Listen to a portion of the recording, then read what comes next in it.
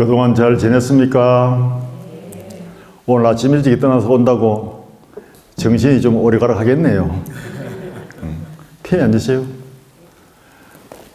길상선우라고 오늘 축원을 내가 해드렸는데 이름이 참 좋아요. 길상선우.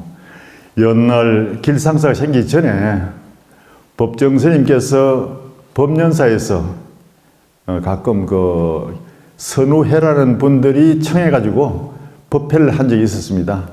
그때 이제 우리도 법련사에 가면은 우연히 이제 법정스님을 뵙고 그러는데 어떻게 오셨습니까? 하면은 오늘 선우회 법문 초청이 있어가지고 왔다고 이렇게 말씀하시고 그랬어요.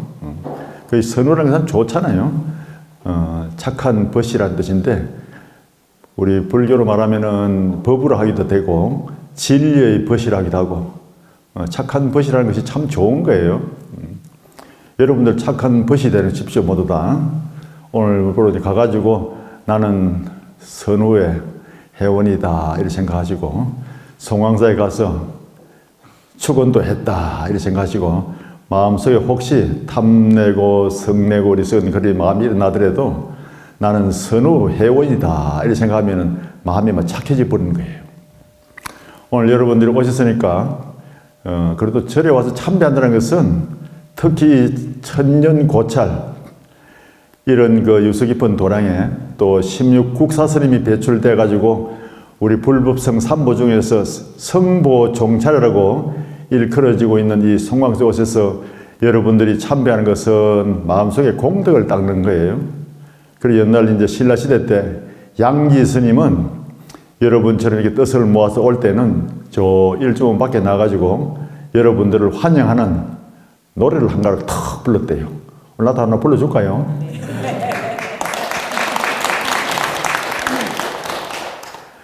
오시라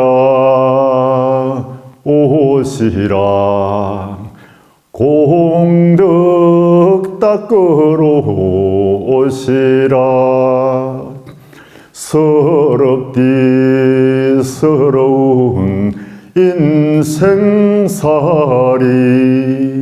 공덕 닦으러 오시라 오시라 오시라 공덕 닦으러 오시라 서럽디 서러운 인생살이 공덕 닦으러 오시라 그랬어요. 왜 서럽디 서러운 인생살이냐? 별거 없는 게 인생이잖아요. 아둥바둥 7, 80년 살아봤자 탁 마지막 갈 때 보면 참 아무것도 아니거든요. 허망하거든. 그런데 옛날부터 이제 큰 스님들이라든가 성현들이 인생은 한바탕 꿈과 같다. 건강하게 나오잖아요. 꿈과 같고 물거품 같고 아지랑이 같고 그림자 같고 또한 아침 이슬 같고 번갯불 같다. 마땅히 마음 공부하는 사람들은 이렇게 보아야 하느니라 했는데도 실감이 안 나요. 왜냐? 너무 길어가지고 맛있는 거 먹으면 기분이 좋고 좋은 소리 들으면 막 그날 막 밥을 안 먹어도 막 엔돌핀 방방 돌고 그런데 누가 또 싫은 소리 하면 막 우울하고 막 아무리 좋은 음식이 또 맛이 없어 보이고 그래요. 그런데 하룻밤 꿈은 딱 깨고 나면 아 꿈이구나 별거 아닌데 내가 괜히 뭐 아웅다웅 했구나 하고 이제 이렇게 돌아보는데 이 한평생 꿈은 너무 길어가지고 실감이 안 나요. 그래서 성현들이 그렇게 일러줘도 믿질 않는데 마지막 숨이 꼴깍 해가지고 이 몸에서 다 혼이 빠져나오면은 그때 진짜 야 진짜 한바탕 꿈이네 일장춘몽이네 이래 그런 거예요. 왜 그러냐 하면은 이 몸에서 내 혼이 탁 빠져나와서 나를 바라보면은 내 것이라고 주장할 게 하나도 없는 것이 내 인생살이 전부예요. 내가 그렇게 애끼던 뭐 소지품 하나 골동품 하나 가져갈 수 없고 정말 누구한테 말을 한마디 할 수 없고 말을 해도 못 알아듣잖아요. 그래서 정말 한바탕 꿈이구나 이렇게 생각하기 때문에 참 서럽다 그래요. 그런데 건강한 정신을 가지고 살아가는 게 참 중요한 거예요. 여러분들은 이제 선우 회원이 됐으니까 이 마음이 건강해야 돼요. 건강한 정신을 가진 사람은 어떤 사람이냐면은 옛날에 6.25 사변이 났을 때 서울에서 저 이제 피난을 가지 않습니까? 그때에 피난 가기 전에 동네 집, 아는 집에 찾아가서 내 외상값을 갖고 가는 사람, 외상값을 다 지불하고 가는 그 사람은 정말 건강한 정신을 가지고 있는 사람이래요. 그런데 전쟁이 났는데 보통 사람들이 그러잖아요. 아이고, 내가 뭐 언제 볼지 모르는데 그냥 먹튀 하자 하고 이제 먹고 튀는 그 사람들이 많잖아요. 그런데 그 사람은 요령이 있는 사람 같지만은 요령이 있는 사람이 아니에요. 언젠가는 갚아야 돼요. 다음 생에 그 집에 뭐 소로 태어나서 갚든지, 정말 갚아야 되는 거예요. 그런데 우리가 남한테 돈을 빌려주고 못 받았단 말이에요. 내 돈 때문에 뭐 갚으랬다. 그것을 제일 못 잊는데요. 마음속에 아이고 너무 앵통하고 참 그렇게 살갑게 하던 사람이 신용이 있어가지고 했는데 뭐 나중에 보니까 뭐 탁 갚으리고 없단 말이에요. 그러면 이제 죽고 난 뒤에 혼이 내 몸에서 싹 빠져나와가지고도 그것이 못 잊는데요. 요놈이 어디 갔나 하고 딱 찾아보니까 귀신은 모르는 게 없어. 옛날에 그러잖아요. 귀신이 고칼로리 하는데 귀신은 그만큼 모르는 게 없단 거예요. 이 몸뚱이에 집착해가지고 내가 이 업식이 탁 가리막히니까 모르지만은 몸에서 탁 빠져나오면은 우리가 마음을 먹으면은 지금 이 순간에도 우리 집에 거실이 어떻게 생겼는가 생각할 수 있잖아요. 그죠? 그와 같이 내가 마음을 탁 먹는 순간에 그 사람이 어디가 있는가 이렇게 돌아보는 거예요. 그러면 이제 가까운 데는 제주도 가서 딱 살고 있어. 하하, 여러분 제주도가 있구나. 또 이제 저 필리핀 어디 섬에 가 있구나 보이는 거예요. 하하, 요 LA가 있구나 딱 보이는 거예요. 그런데 찾아갈 길이 막막하잖아요. 그런데 처음에 혼이 빠져나오면 그걸 처음에는 이제 내가 요령이 없어가지고 이제 영혼이 초보자가 돼가지고 어떻게 좀 잡으러 가지 하고 있는데 딱 요령이 딱 생겨요. 며칠 안 가면은 내 몸뚱이가 없으니까 마음만 먹으면은 지금 여기 있어도 서울에 내 집에 가서 탁 살펴보고 생각하듯이 내가 바로 찾아갈 수 있구나. 그래가지고 마음의 눈을 탁 감고 평 하면 그냥 내 돈 띠묻고 간 그 사람 집에 딱 도착하는 거예요. 그래서 도착해가지고 친구한테 이제 야, 내 돈 내놔라 탁 치니까 이 터치가 돼야 되는데 석 지나가 버려. 내 말이 안 통하는구나. 그런데 그 친구는 그래요. 팔이 왜 이리 아프노? 이래. 귀신이 턱 쳤으니까 팔이 왜 이리 아프노? 이상하다. 팔이 왜 이리 아프리사? 하하, 요놈 내가 말은 안 통하고 어떻게 내가 이제 밑을 받지? 딱 받는 방법이 있어요. 어떻게 하면 받겠어요?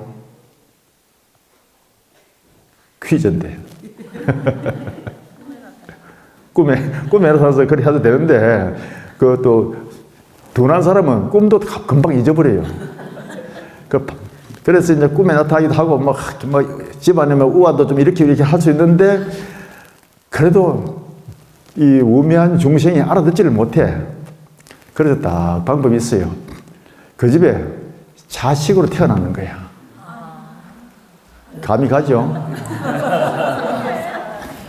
그리고 이제 나이가 많아가지고, 한 50대 때면 애를 못 놓지 않습니까? 그러면 그 집에 손주로 딱 태어나는 거야. 그러면은, 아이고, 손주가 태어났다고 얼마나 애지중지하겠어요?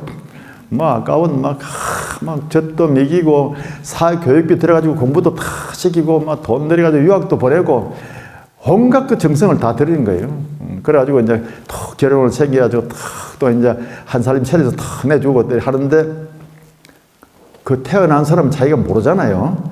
우리가 이 몸이 빠져나갈 때 많이 잊어버린대요.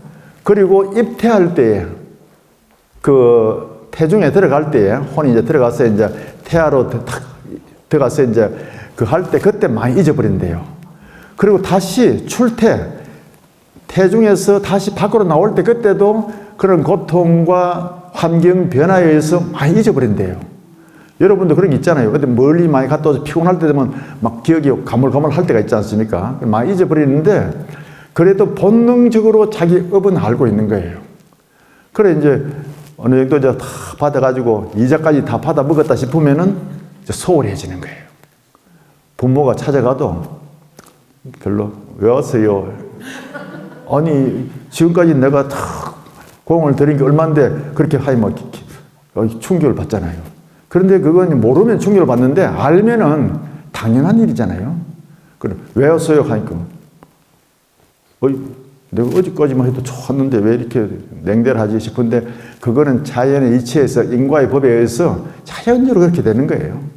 그리고 옛날에 보면은 제주도에 가가지고 부모님이 좀 정신이 오락가락 한다고 뭐 버리고 온 사람 있잖아요. 그런 사람이 그 부모가 그 자식 이름 알아도 그 신문 기자들한테 말을 안 한답니다. 자식을 위해서. 그런 것이 참 부모의 마음인데 알고 보면 그 인과 때문에 그래요. 인과. 내가 선을 베풀고 나면 복을 받게 되고 내가 악을 베풀면 업을 받게 되는 건데 그 인과가 있으면 그렇게 또 체념을 하고 살아갈 수밖에 없어요. 그런데 우리가 참 보면 어리석어서 그렇지 우리 선후의 회원님들은 이 공덕의 행을 닦아야 됩니다. 공덕은 우리 건강경 전체의 그 흐름도 육바라밀 공덕의 행을 설했다 그래요.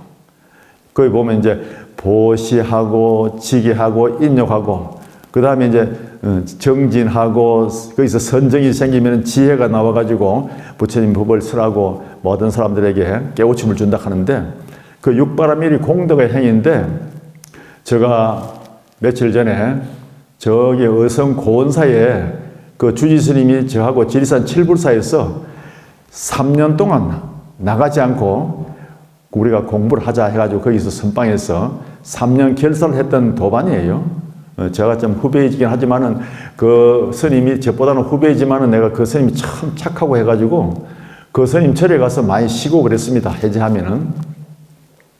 그런데 그 스님이 이제 그 고은사란 본사, 교구 본사 주지가 내가 갔으니까 거기는 자주 가지를 못했는데 불이 났다 하니 마음이 안 좋잖아요. 그래 내가 한번 찾아간다 하고 갔었어요.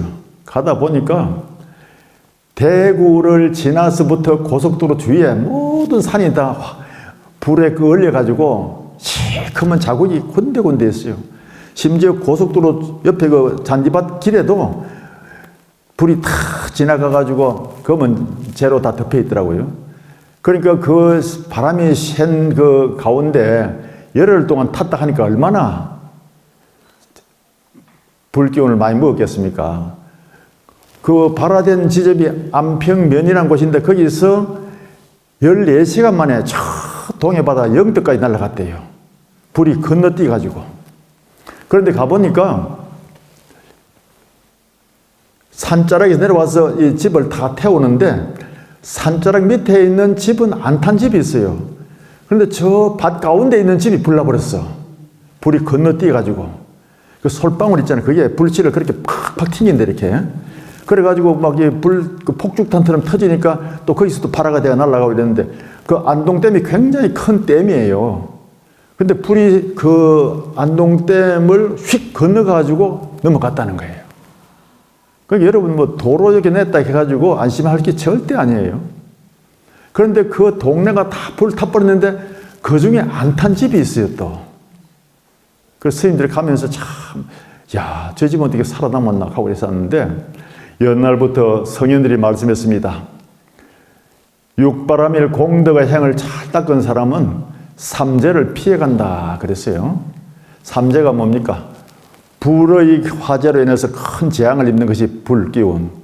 또 물로서 수해가 나가지고 재앙을 입는 그것이 물기운으로 재앙을 입는 것이고 또 태풍이 몰아쳐가지고 바람으로 또 큰 재앙을 입는 것이 그것도 태풍의 피해예요. 그 세 가지가 삼재예요. 오늘 그 내가 출근할 때 관제구슬 삼재 팔란 일체재앙 영의솜을 했는데 우리 선후의 회원님들은 이제 삼재를 면할지 모르겠는데 나는 출근을 했으니까 여러분들이 먼저 거기 따라오는 조건을 좀 들어줘야 돼. 왜 불이 났냐 하면은 어디선 거기 운남사라는 절이 있는데 산 아주 높은데 중턱에 있어요. 거기 보면 정말 신선대처럼 구름이 쫙 깔려있는데 그래서 운남사야.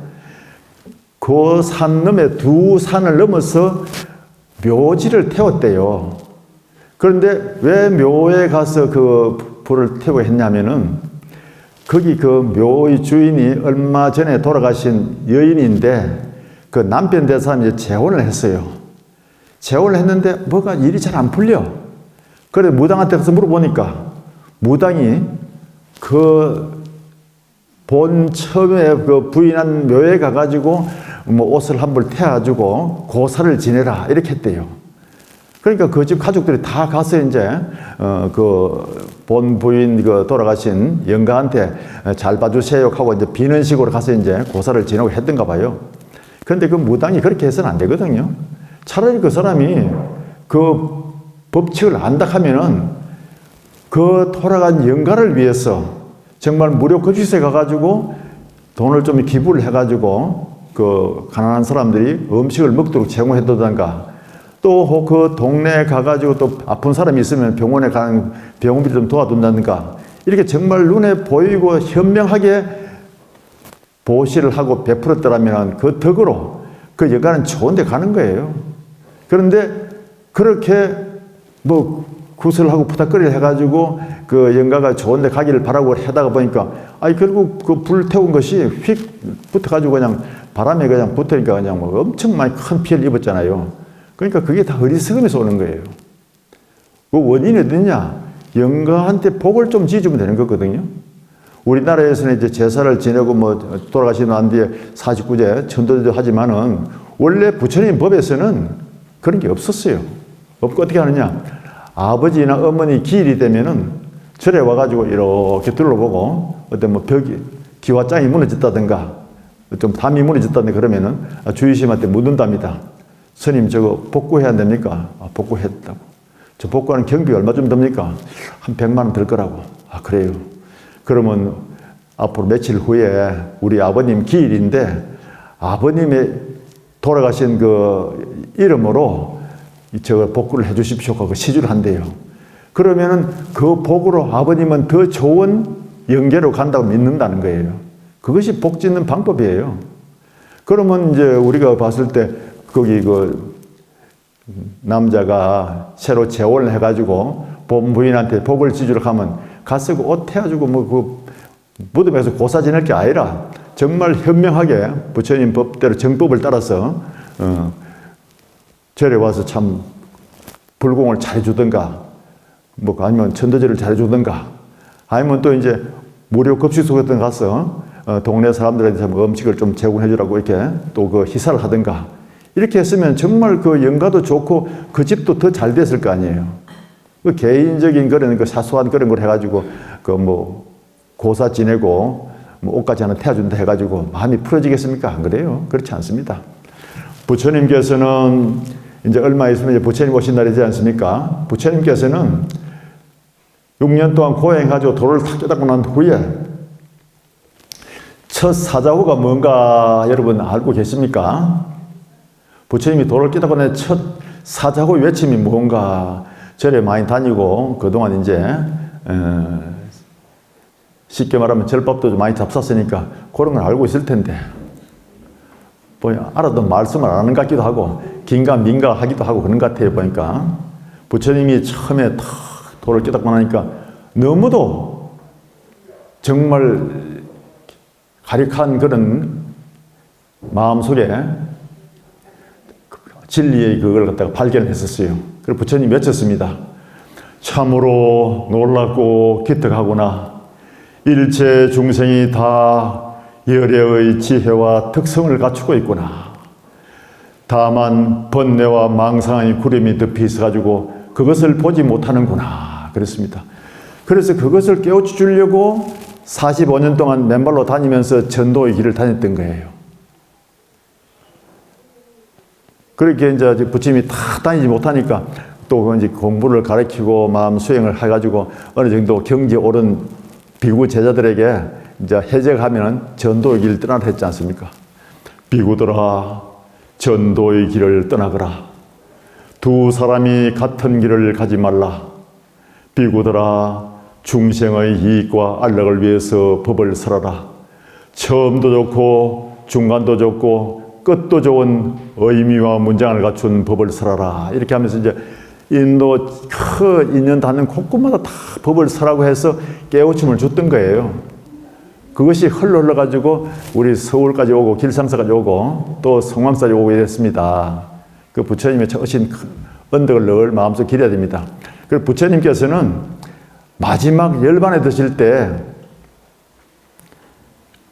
열반에 들기 1시간 전에 아란존자가 25년간 시봉을 했는데 너무 마음속으로 허망한 거예요. 자기보다 늦게 온 사람들은 열심히 공부해가지고 아라한과를 얻고 깨달음을 얻었는데 자기는 부처님 시봉하다 보니까 법문을 듣기는 많이 들어가지고 다문제일 기억을 제일 많이 하고 있어요. 그래서 나중에 아란존자가 이와 같이 나는 들었습니다 하고 촥 읊으면은 그것을 받아서 가지고 경전이 결집됐거든요. 그런데 아란존자는 막상 깨닫지는 못했어요. 그게 너무 슬픈 거야. 그래서 저 나무 뒤에 가서 울은 거예요. 나는 부처님 시봉을 25년간 하고 수발을 들었지만은 정작 나는 마음속에 진리의 등불을 밝히지 못했다 이 말이에요. 그래서 울고 있으니까 부처님이 보니까 아란존자가 안 보이거든요. 아란은 어디 갔느냐. 저 뒤에서 슬픔을 달래고 있습니다. 이리 오라 해라. 그걸 불러가지고 아란아 깨닫는데도 다 시절 인연이 있다. 지금 네가 깨닫지 못해서 슬퍼하지 말아라. 내가 가고 난 뒤라도 네가 열심히 그동안 법문 들은 것을 마음속에 쭉 생각하면서 수행 정진하고 열심히 명상하면은 어느 날 너도 진리의 눈을 뜨고 지금의 그 슬픔을 걷어낼 날이 있을 것이다. 그랬어요. 그래서 이제 아란존자가 이제 부처님의 좀 자기를 갖다 위에서 한마디 해주니까 너무 힘이 나고 기운이 나는 거예요. 그래서 부처님 알겠습니다 하고 이제 웃음을 탁 그쳤습니다. 그런데 부처님한테 질문을 합니다. 그런데 부처님이시여, 이제 부처님이 가시고 나면은 우리는 누구에게 공양을 올리고 공을 닦아야 됩니까? 그랬어요. 그리고 부처님께서는 그랬습니다. 4가지 복전을 일러주었습니다. 여러분 잘 기억해야 됩니다. 이 세상에는 열애에게 공양 올리는 것 같은 4가지 복전이 있느니라 그랬습니다. 첫째는 청정하게 수행하는 수행자에게 공양을 올리는 것은 열애에게 공양을 올리는 것 같다. 왜냐하면 청정한 수행자가 열심히 수행 정진함을 해가지고 문득 깨달음을 얻게 되면은 그 분의 또 한량없는 지혜의 등불로서 모든 중생들의 어리석음을 깨우쳐주잖아요. 그러니까 그 청정한 수행자가 계시는 곳에 가서 공양 올리면은 큰 복을 받는다 그랬어요. 거기 지금 말하면 삼보공경이에요.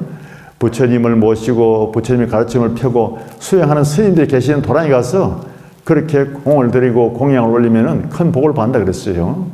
오늘 여러분들이 가지고 온 서울에 아주 좋은 팥빵, 단팥빵을 우리 선빵의 스님들한테도 다 하나씩 갈라줬고 또 강원 스님들한테도 다 갈라줬고 또 유론 스님한테 다 갈라줬었어요. 다 갈라주고 그래 하니까 너무 좋잖아요.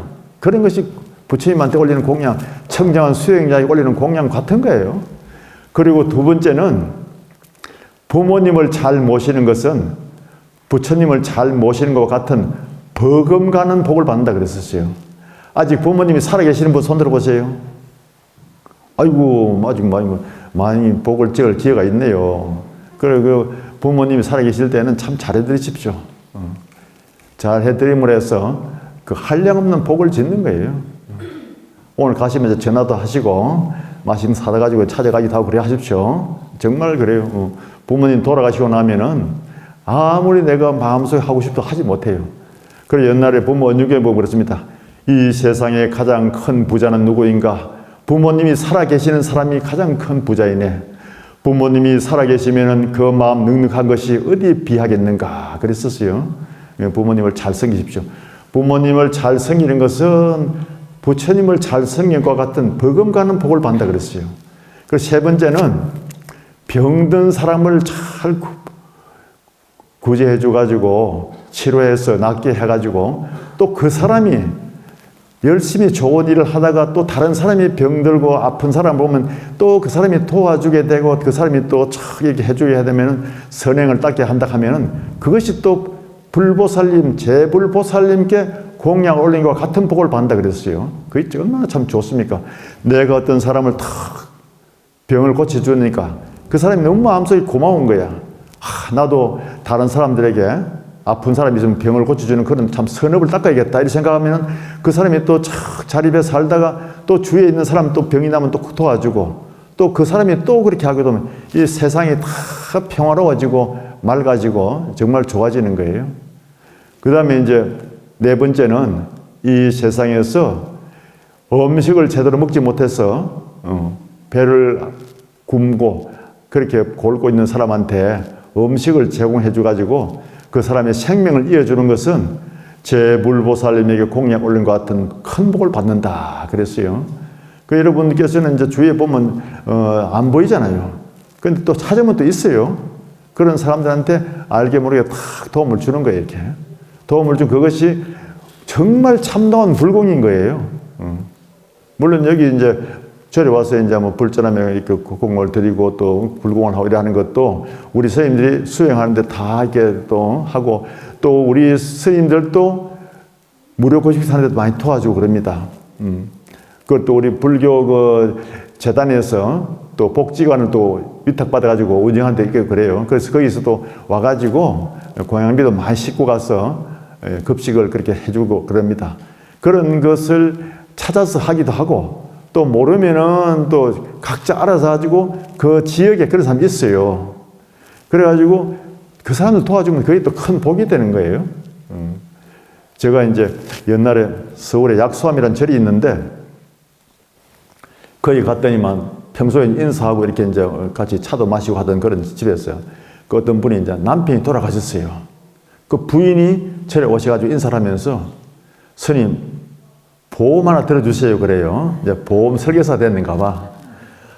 아이 그때만 한 30년 전이에요. 아이 공부하러 다니는 스님 뭔 돈이 있습니까? 주지심한테 하고 그렇게 하십시오. 주지심하고 다 들어줬대요.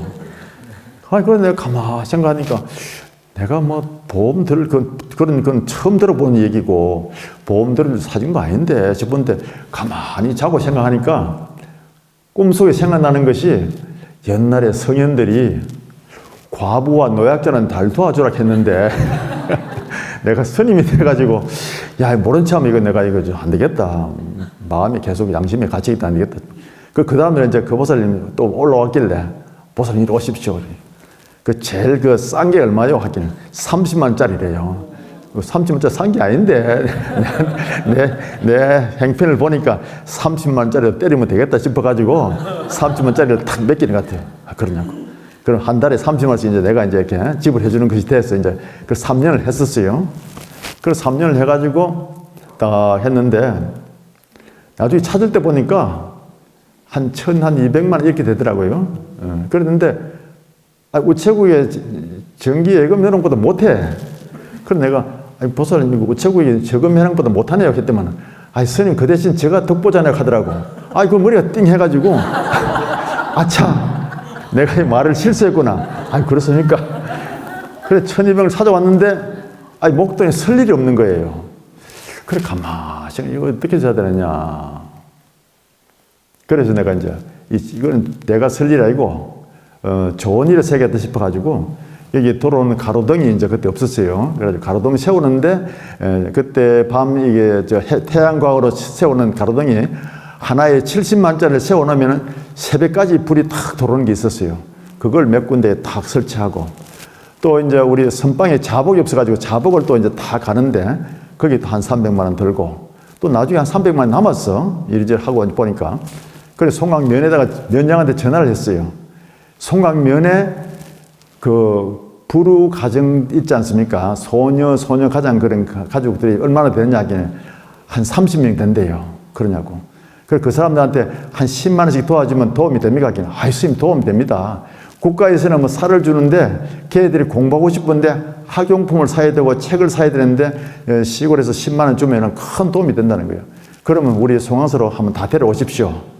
그래서 송황사에서 이제 와서 이제 우리 포교 담당하던 스님이 여기서 이제 한번 이렇게 부처님한테 예배도 시키고 또 이제 공양도 한번 딱 제공하고 그래 또 이제 이렇게 다 10만 원씩 갈라주셨어요.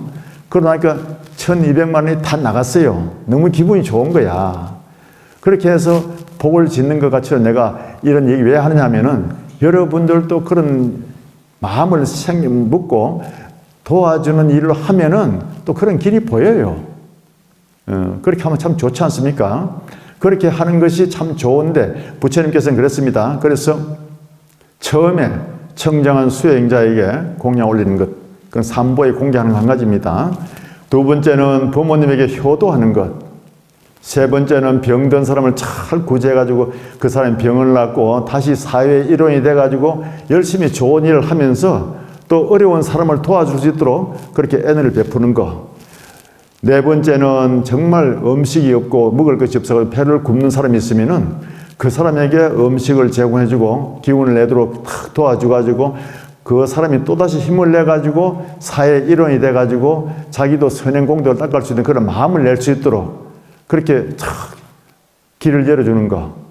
그런 것이 가장 큰 복전이 되고 부처님이 공양 오는 것 다름이 없다는 거예요. 여러분들이 오늘 여기 오셔가지고 이런 걸 알고 가야 진정한 길상선우가 되는 거예요. 아시겠죠? 길상선우가 되는 것은 참 좋은 거예요. 길상이라는 것은 참 상스러운 그런 좋은 길자, 상스러울 상자 정말 좋은 거고, 선우라는 것은 좋은 진리, 벗이라는 뜻인데 아주 좋은 거예요. 자, 합장 한번 하십시오. 모든 것은 마음이 주가 된다. 마음속에 착한 일 생각하면 즐거움이 그를 따르리.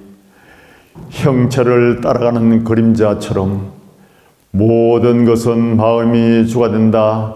마음속에 악한 일 생각하면 괴로움이 그를 따르리. 수레바퀴의 자국이 수레를 따라가듯이. 합장 내리십시오. 모든 것은 다 우리 마음에서 시작되는 거예요. 내가 마음을 벌써 좋은 일 하겠다 마음을 그때부터 우리의 기운이 점점 좋은 기운이 나를 탁 중심을 잡아주고 또 주위에 있는 선량한 선신들이 이 사람이 착한 마음을 내는구나 하고 선신들도 그 사람을 도와줍니다. 여러분 그런 걸 느끼는지 모르겠어요. 내가 좋은 일을 하겠다 마음 올 때 기분이 먼저 좋아지고 또 안 좋은 일을 하면 뭔가 찝찝한 그런 마음이 들고 그래요. 그래서 여러분들 마음속에서 벌써 다 꽃이 피어야 돼요. 이 4월에 꽃 피듯이 꽃이 피어야 돼요. 그렇게 하려고 하면 마음속에 늘 좋은 기운을 하겠다 원을 세우고 또 그것이 좀 아쉬웠고 부족할 때는 이런 천년가람이 다 와가지고 좋은 길을 갖고 있는 이런 성지에 오셔가지고 발언을 해야 돼요.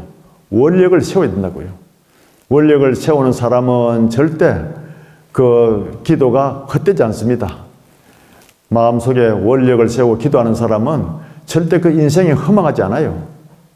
그래서 우리는 원을 세워가지고 나는 이 세상에 살아가는 한 자루에 어둠을 밝히는 촛불이 돼야 되고 또 공기를 밝히는 향기로운 향이 돼야 되겠다. 이런 발언을 세우고 불법을 닦아가고 수행을 정진해가면은 정말 길상선우가 될 것입니다.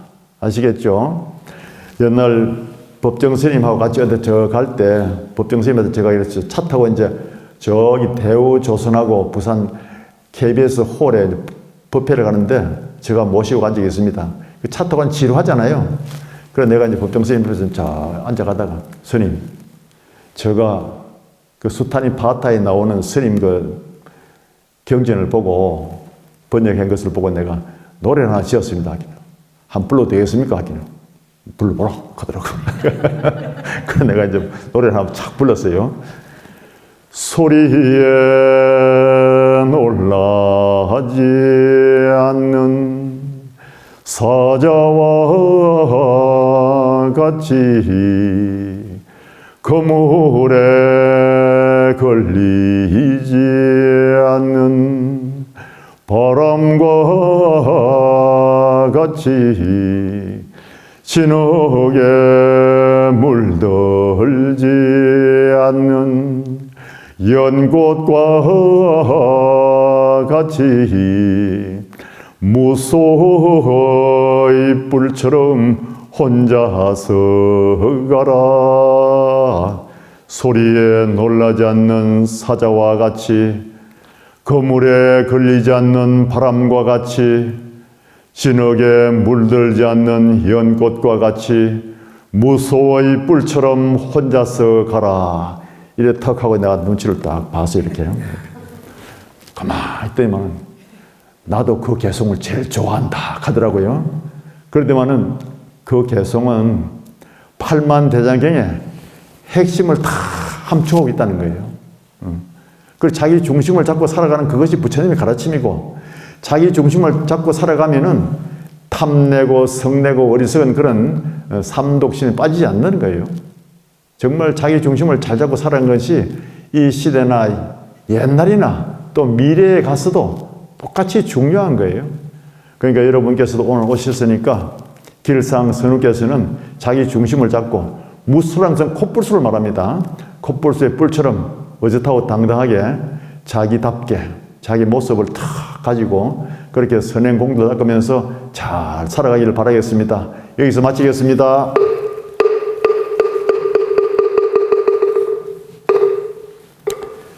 질문 있습니까? 없지요? 아니 왜 웃어요? 그래요. 좋은 기운을 받아가지고 4월에 꽃피는 날에 좋은 순례가 되고 마음속에 좋은 기운으로 충만되기를 바라겠습니다. 오늘 본문에 주신 광장쌤 본문에 화답에 큰 박수.